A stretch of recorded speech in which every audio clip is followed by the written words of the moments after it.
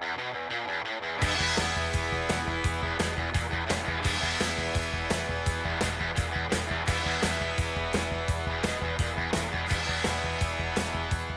everyone, thanks for joining in. I am going to be doing a beer review tonight. I will be doing the Native Transplant, which is a collaboration beer between none other than Mike Dean from the Dean's List and also Everyday Homebrewing. This beer's premise is basically to take something from the terroir of each brewer's region and put that into the beer. So from Everyday Homebrewing, he included some Wisconsin cranberries, and for Mike, he included some white wine, Virginia wine transplanted from France. So let's go ahead, get this cracked open into the glass, and share the experience. Good hiss on there, some smoke.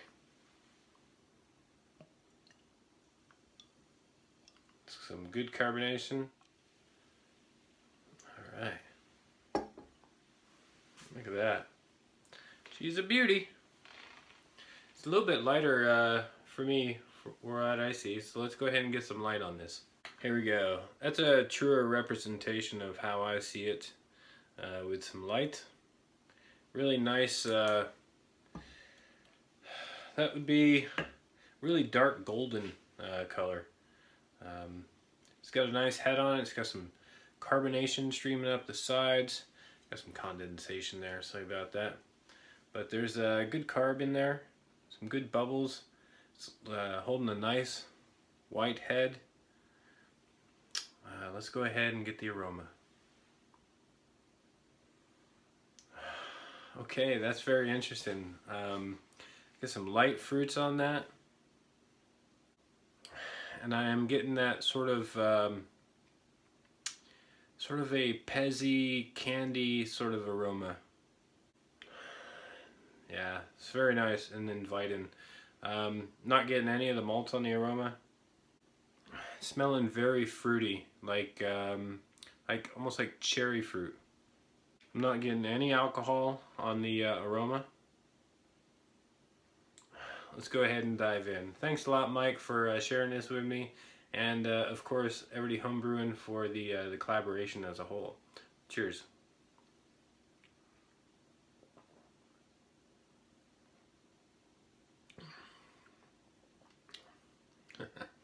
Very nice. I get like there's no alcohol on the flavor at all.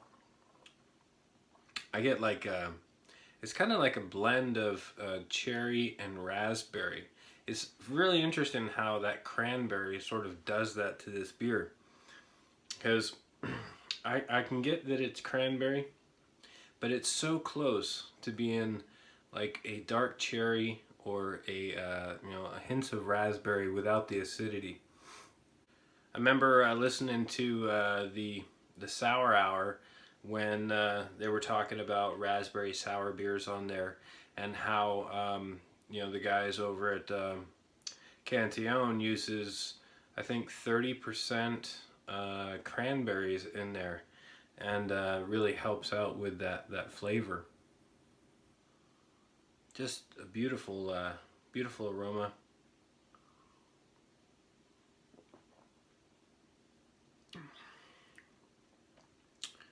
It's got a little bit of a the carbonation is nice, cleanse the palate. I think this would be really good with like a cheese pairing.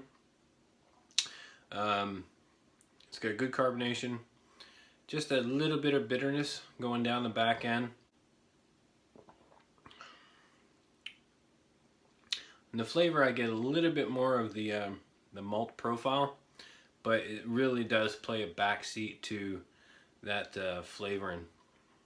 It's got that, again, nice cranberry, raspberry, cherry flavor, and it does have a vinous sort of note to it. Very light, subtle, more Chardonnay, I think, than Riesling.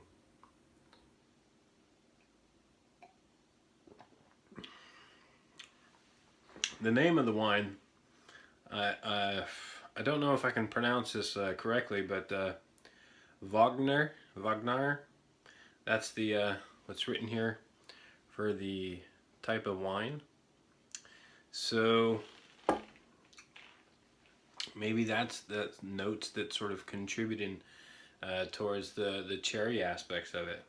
I'm not familiar with this grape or that wine, so yeah, it certainly could be. I won't rule it out. It leaves a fairly dry finish, and I don't know, maybe there could be even a little bit of sort of black currant sort of flavors in there. In terms of acidity on this, it's a really nice light acidity, so it makes it very easy and approachable, highly drinkable, and I can see all walks of drinkers, beer drinkers, enjoying this one. Men, women. Very nice beer. I'm really enjoying this one. Thank you again so much for sharing this with me. I hope you guys enjoyed the review. Well deserved. I hope you guys do well on the competition you guys had going on with this. Cheers.